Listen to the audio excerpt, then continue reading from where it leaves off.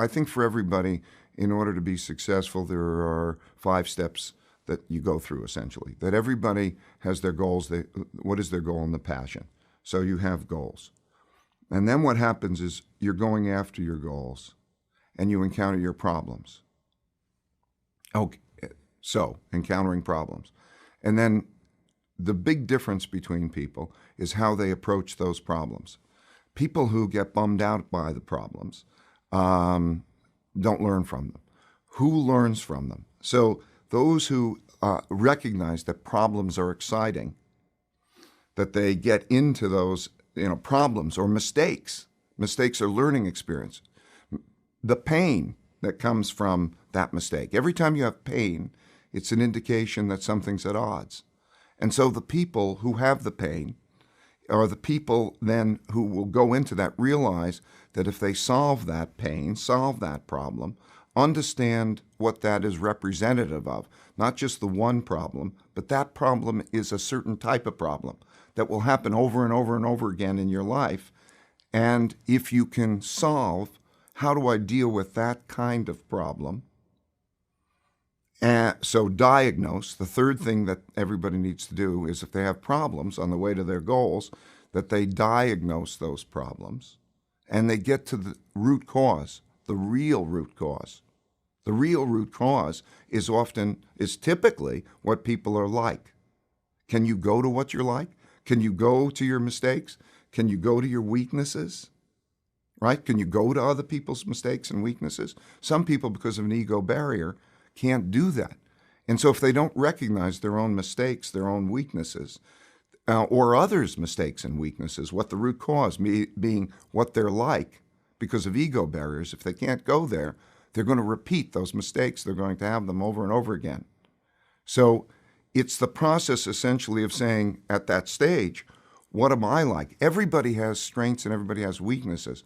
The weaknesses are the other side of the strengths. So let's say if you're a right-brained, creative person, you may not be reliable because just the way you think necessitates you to think a certain way. That means you can't think in another way. That means you're going to keep bumping into that thing that's standing in your way. But unless you can embrace, I'm not reliable, right, and deal with it, you won't get around it. It's still going to continue to be a barrier, right? So the diagnosis to the root cause is important. So then, if you diagnose it, then you have to design what are you going to do about it that works. So let's say you are very creative but not reliable. Okay, you have to find a means of, first of all, embracing that, and then saying, if I'm not reliable, what do I do? Do I work with a reliable person? Do I learn reliability? Do I have some compensating mechanism? Because I can't let that lack of reliability stand in the way of my goal. As long as I keep doing that, I'm going to keep running into problems. So you have to design what you do about the problems.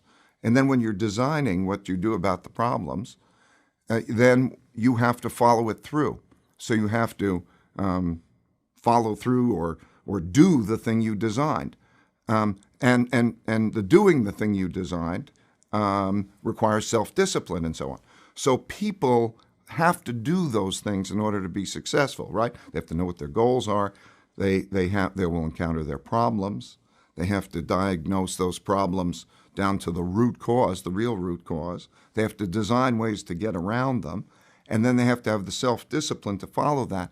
And it's a continuous iterative process. So that's what we keep doing, right? So you're going in that direction. I would say that all of the shapers are doing that. They're doing that well, right? So they don't mind the problems. They don't mind that. That's their adventures. Wonderful book is Einstein's Mistakes, right? And you hear his struggles, right? He wouldn't have been able to be cutting edge. He wouldn't have been able to be inventive if he didn't go through that. So when you're looking at the personality characteristics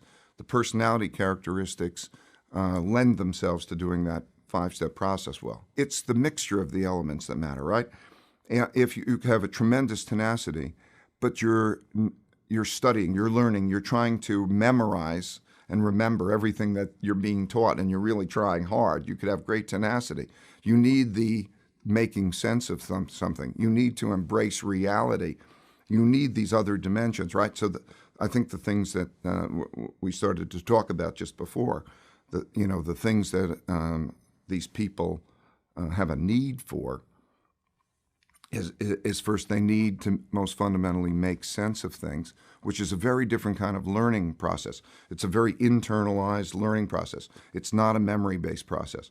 So none of these people, unlike the population as a whole, none of these people have a desire to follow instructions. For most people, you go to school, they tell you what class to go to, what classes to take. This goes all the way through university. They do this, do this, do this, and then you go into the class and they say, learn this, and this is the information. And it's largely a memory-based, instructional-based process. This is not what these people do, right? This is not. So the path, what they have is a strong, strong desire to understand and make sense of reality. How does reality work? Okay, and then so they're all very independent, thinking. And rebellious. Okay, they don't mind, saying, screw you, this is what makes sense and I've got to go down that path, right? They're comfortable with ambiguity. They love ambiguity. Some people don't like ambiguity. Most people, they say, oh, I'm nervous about ambiguity. They love to go in the space of what's ambiguous because that's where the discovery is, right? They love making mistakes, the process. They understand that making mistakes, loosen up. It's like, going to ski or something. You can't learn how to ski unless you're falling. So they don't mind the falling. They're not embarrassed about making mistakes. They're not worried also about the approval of others, right? So many people are constantly saying, oh, well, risk, the whole different definition of risk. What's risky? They're not worried about what people think of them, right? Is that risk? Or failure? The term of failure is a totally different thing. The failure is a part of the learning process, right? What's the risk of failure? What, you'll be embarrassed? Or risk of failure? How do you distinguish failure from learning? In your whole life, failure implies that it stopped, that the game stops, right? If it's part of you're failing and then you learn, then that learning is part of the moving forward. Right? So that is what the process is like. Fail, learn, move forward, and constantly do that because you're cutting edge. You're going where people haven't been before in inventiveness. That's exciting to those people. So that's a different kind of approach to life, right? It's a different way of being.